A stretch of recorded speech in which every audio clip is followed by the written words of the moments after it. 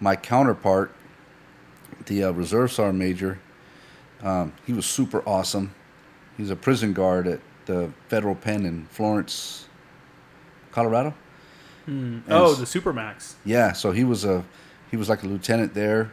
You know, he had like the shoe bomber. Yeah, his that's wing. where all the crazy ones are at. He had a bunch of dudes, and I used to kid him. I'd be like, "Hey, dude, fucking beat that motherfucker every chance you get. Every time I go to the airport, I got to deal with this bullshit because of that one ass clown, right?" Yeah. And he's like, "Nah, we can't do that." He goes, "That's, you know." That's another weird job, man. Like being a prison guard. Oh man, I couldn't. Like do being that. in charge of locking up humans. I couldn't do that. He'd tell me some cool stories like, if you wanted to piss somebody off, give them the wrong potato chips. Yeah. Well, you know they get their chow like a sandwich and chips or whatever. Yeah. And he goes like, "Yeah, you just switch his Lay's for Fritos, and they will freak the fuck out, tear their cell apart."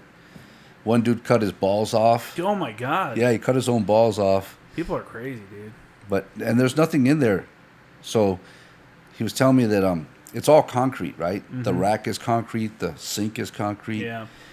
They'll push on the concrete for days and days and days until they get it to come weaker, and they'll crack a little piece. They'll keep doing it over a period of 6 months, a year, till they get the piece of the rod, you know, yeah, or a piece of concrete big enough that they can sharpen it, and that just crazy shit that they would do. And this dude cut his balls off. Got nothing but time. Yeah. I think, dude, in that one, I've looked it up before. They're all in individual cells, and it's all like basically solitary confinement, like the entire time they're there. Yeah, I think he was telling me something about that. Like, it's all the worst of the worst, and you get like 45 minutes of yard time by yourself. Yeah. So a lot of their job is like, hey, take number 1 to the yard, and then you take number 2, and I guess there's more than one. And it's just a little outdoor courtyard where they can just walk in circles. Yeah, and they can get some sunlight and not go completely mad. You know, the Mormons had a prison back in the 1800s. It was like half a mile long, and it was nothing but a half a mile long building with rooms on either side with no windows. No windows, nothing, just a slot in the door for chow. Really? And they would stick people in there. I was reading about, they would stick them in there, give them a Bible, and feed them. They were like dogs in a kennel with no windows, no nothing. Just read your Bible. Yep. You're either going to come out right, or you're going to freaking be batshit crazy. Fuck prison, man. Yeah, that sounds like a horrible time. No, I couldn't even. I spent a couple nights in jail when I was a teenager, and that was enough. Yeah. You know, just the overnight, like not even in with the criminals. You know? Yeah. You're in with the other idiots that are stupid. Out in Gin Pop? No, yeah, I was in the holding tank as well overnight. Fucking, that sucks, man. Going to jail sucks. I can't imagine prison. No, fuck that. But I've heard a lot of people say they want to get out of the jails and into the prison. Like if they're serving a long sentence. Oh, really? Because the jails are actually worse than the prisons. Because it's a lot of people awaiting trial and people, you know, in jail for their crimes. Right. So you have a big mixture of dudes that didn't really do much and dudes that are hardcore. That are real criminals. Yeah, and it's like, so I guess it's a lot more dangerous in county jails than it is in like the prisons. Yeah, I wouldn't. But either one, man, fuck. I follow this one guy. He's from Anaheim, I think, but he was in New Mexico when I discovered him. He does like burpee workouts and stuff. And sounds like a horrible idea. I guess he was there on some kind of probation or something. Mm-hmm. So he went to prison, and then he was on probation because he couldn't leave New Mexico until a certain time. And then one of his videos, he's got his walking papers. He comes back to Anaheim, but he tells he has some really interesting videos. He's a young guy, maybe in his 20s, but he's got some good ones. Like, he started off with, like, you know, workouts, burpees, pull-ups, shit like that, prison stuff, right? Mm-hmm. And but he's got some good ones, like on ironing your clothes, you know, presenting yourself well, things that he learned over time. Obviously, I watched him mature from, you know, he was Mr. Gangster Dude. Yeah, yeah. And now he's still Mr. Cholo, but he's matured and he's kind respectable, a little bit more and respectable. he's broadened his forte. Yeah. But in one of his, he talks about when he was in prison, the lifers are like, dude, once you're out, never come back. Mm-hmm. This is no way to live the next 40 years of your life. Yeah, I can't believe like some people they come out and go right back. Yeah. You know what I'm saying? Like, what a fucking crazy way to live. It's Just being locked. I mean, imagine like you're in the courtroom and they're like, guilty, you're going to prison, and your sentence starts now. And it's like handcuffs on, and that's it for the rest of however long. Yeah, 20 years, 10 years, 5 years, I don't know. You're part of the system now. Fuck, that's one of my fears. Oh my God, man. You know? It'd be horrible. That would be absolutely horrible. Yeah. Yeah. Have you seen that movie Shot Caller? I have not.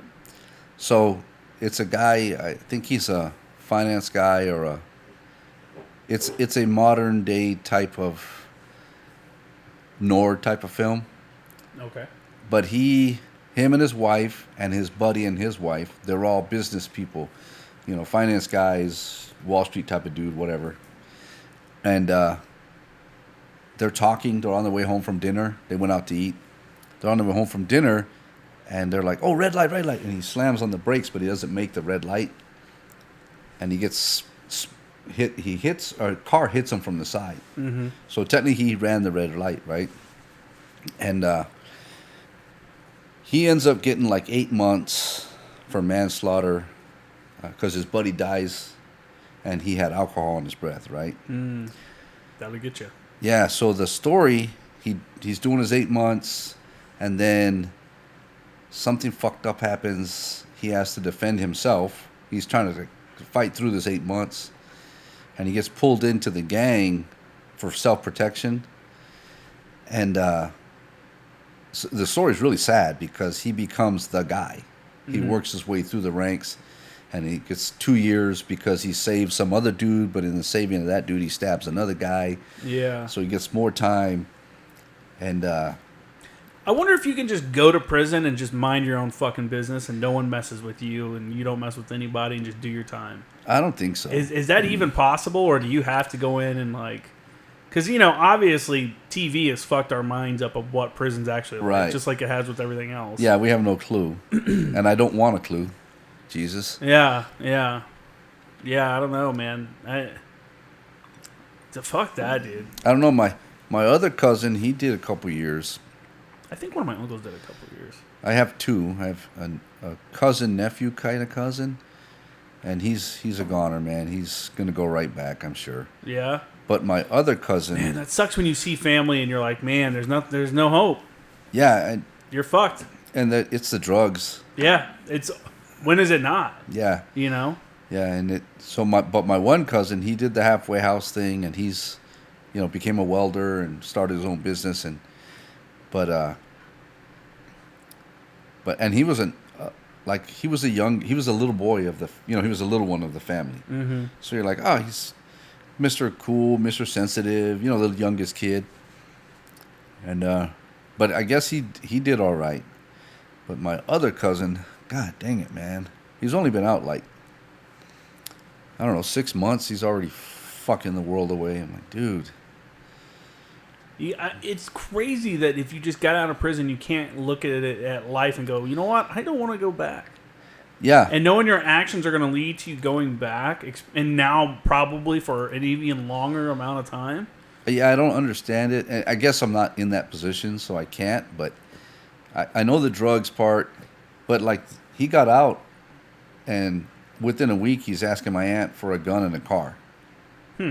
Like, dude, you just got out of prison.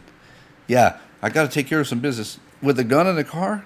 You're fucking out of your mind, dude. Dude, that's crazy. Yeah. Don't even come here. There's got to be people that don't mind it, that just, like, enjoy the simplicity of being in jail.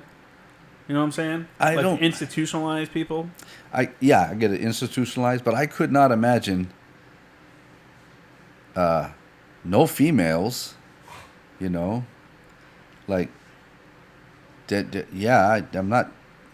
You know, here in California, if you say you're a female and you're a male, they have to put you in a female prison. I know. And that's like a thing. And like the female prisoners there's something going on where they're upset out here because there's like a lot of rapes happening in the female prisons by supposedly trans male prison, trans female. Did you watch the one about the guy, the pedophile dude? Which one? So this dude. There's too many pedophiles out there. Yeah, this dude. When he was like 16 or 17 or something like that, he was a minor. He raped a 12 or 11-year-old girl in a public restroom, like at a Arby's or something. Right. At 16? Yeah. Fuck. So now he's like 26 or something. They got him on that. They got him on something else, and they figured it out. Whatever. Anyway, so he got a light sentence. He's gonna go, and he claimed himself to be a transgender, right? Fucking Air Force, whatever. Mm-hmm. And but then the recordings of him talking to his dad on the phone came out. Oh, I know what you're talking about now. Yeah. And he's like, yeah, they gonna do shit to me, man. I'll be out. Keep whatever. The story up. Yeah, keep up the. Yeah. They charged him as a minor.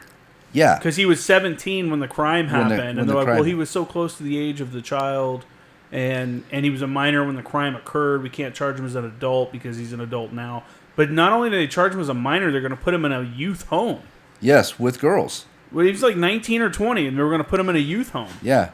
And That's crazy. A female holding tank or whatever. What a weird time we're living in, man. I'm telling you. So there's people are afraid to just be like, this is stupid. Yeah. Let's not do that. Yeah. It's like peer pressure has gone awry.